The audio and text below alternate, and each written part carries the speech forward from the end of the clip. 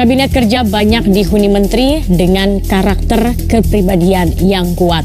Di satu sisi, ini diperlukan untuk melakukan berbagai terobosan berani. Namun di sisi lain, ini juga bisa memunculkan potensi benturan antar anggota kabinet. Bagaimana Presiden sebagai pimpinan kabinet meredam potensi benturan itu? Simak ulasannya berikut ini.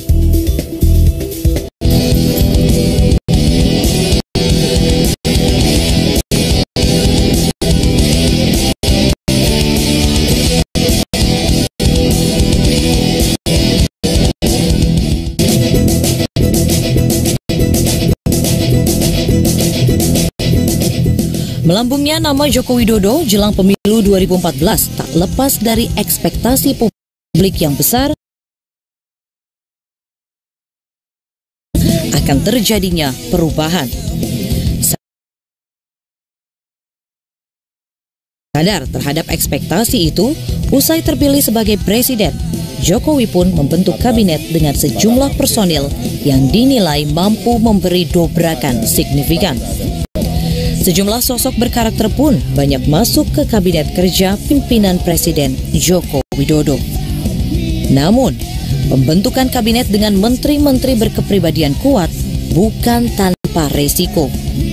Sebab, bukan tidak mungkin terjadi benturan terbuka antara anggota kabinet, bahkan dengan presiden dan wakil presiden. Suka tidak suka, inilah yang harus dihadapi Presiden Jokowi saat ini.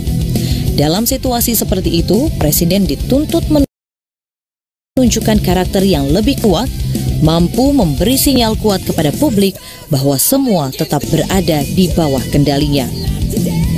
Sekali Presiden dikesankan lebih lemah dari para pembantunya, maka saat itu pula wibawa Presiden akan turun, bukan saja di mata publik, tapi juga di mata para menterinya. Gejala ini sejatinya sudah tampak dalam 10 bulan pertama kabinet kerja pimpinan Presiden Jokowi. Secara eksplisit bahkan Menteri Dalam Negeri Cahyokumolo pernah menyebut ada sejumlah menteri anggota kabinet kerja yang meremehkan Presiden Jokowi. Tentu, sinyal seperti ini tidak boleh muncul lagi. Dan Presiden harus secara tegas menunjukkan bahwa dialah bos dari kabinet.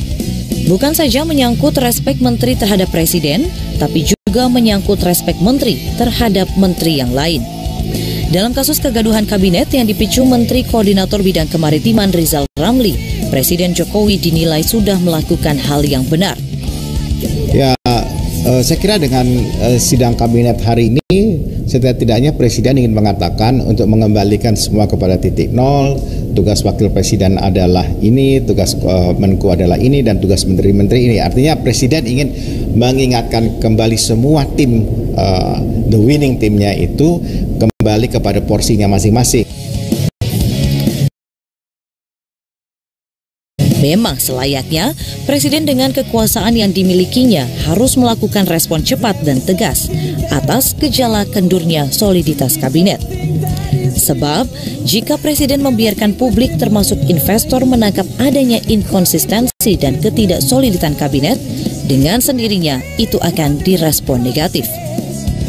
Kalau sampai kabinet dipersepsikan tidak konsisten, tidak terkoordinasikan dengan baik, itu bisa menimbulkan ketidakpercayaan. Dan ketidakpercayaan itu dampaknya terutama adalah di ekonomi, itu di pasar dan investasi. Untuk soliditas kabinet, bahkan muncul wacana agar Presiden menerbitkan semacam Code of Conduct bagi anggota kabinet. Sejatinya, secara tidak tertulis, anggota kabinet memang harus bertindak dalam batas kepatutan. Namun, tanpa batasan yang jelas, itu akan menjadi sumir dan berada di wilayah abu-abu. Tapi kalau melihat dengan kondisi seperti ini, menurut saya perlu itu ada, sehingga nanti Presiden bisa menilai apakah seseorang itu offside atau tidak. Ya. Jadi dengan itu maka Presiden punya parameter ketika akan melakukan reshuffle terhadap menterinya, ketika ada hal-hal yang dilanggar soal kepantasan, soal kemudian apa yang tidak boleh dilakukan oleh seorang Menko atau seorang menteri.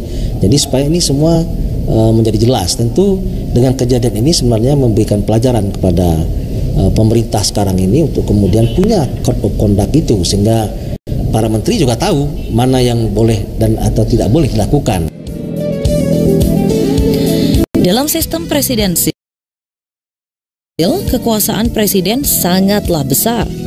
Presiden bisa melakukan apapun untuk menjamin soliditas dan performa kabinet, termasuk diantaranya melakukan reshuffle kabinet kapanpun, termasuk perombakan kabinet yang beberapa hari lalu dilakukan Presiden Jokowi. Tentu Presiden memiliki perhitungan mengapa personel-personel itu masuk kabinet. Yang kemudian harus dilakukan Presiden adalah menunjukkan otoritasnya secara penuh. Optimalisasi otoritas itu tercermin dari bahwa karena dia posisinya sekarang di puncak hierarki otoritas kabinet kerja, maka seluruh jajaran pembantunya, menteri, mulai dari Menko sampai menteri teknis, itu harus punya satu suara terkait dengan arah orientasi atau visi misi jangka menengah dan jangka panjang sekarang yang dimiliki oleh Jokowi. Presiden Joko Widodo memang menghadapi tantangan internal yang pelik.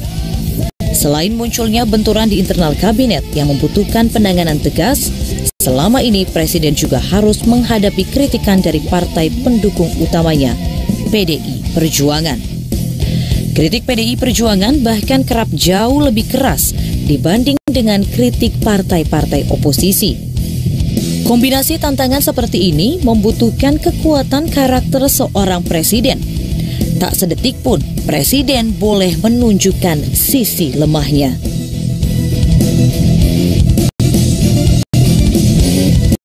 Usai sudah perjumpaan kita dalam Metro Highlights kali ini, pemirsa, terima kasih Anda telah bergabung bersama kami. Saya Zaki Arfan, mewakili teman-teman yang bertugas undur diri. Kita jumpa lagi pekan depan. Selamat malam, sampai jumpa.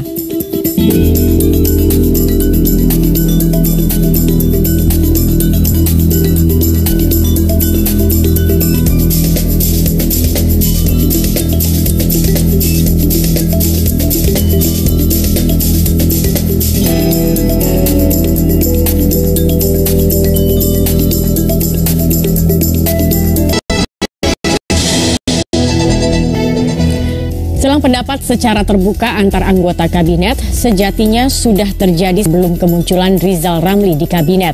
Sebelumnya publik juga sudah disuguhi sejumlah perbedaan pandangan di internal kabinet yang menyembul ke permukaan. Apakah suasana kabinet Presiden Joko Widodo akan mengulang situasi yang sama dengan kegaduhan di era kabinet Megawati? Berikut ulasannya.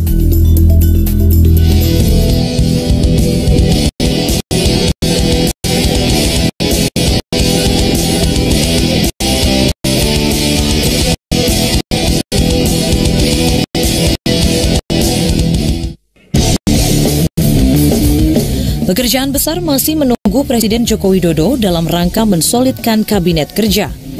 Bayangkan, baru saja melantik sejumlah menteri hasil perombakan kabinet, Presiden sudah harus menghadapi kegaduhan di kabinetnya. Silang pandangan secara terbuka antar anggota kabinet dengan cepat ditangkap publik sebagai bentuk kelemahan kabinet itu sendiri. Apa yang terjadi antara menteri Koordinator Bidang Kemaritiman dengan sejumlah menteri dan wakil presiden Yusuf Kala hanyalah satu kasus dan sejumlah kasus yang dialami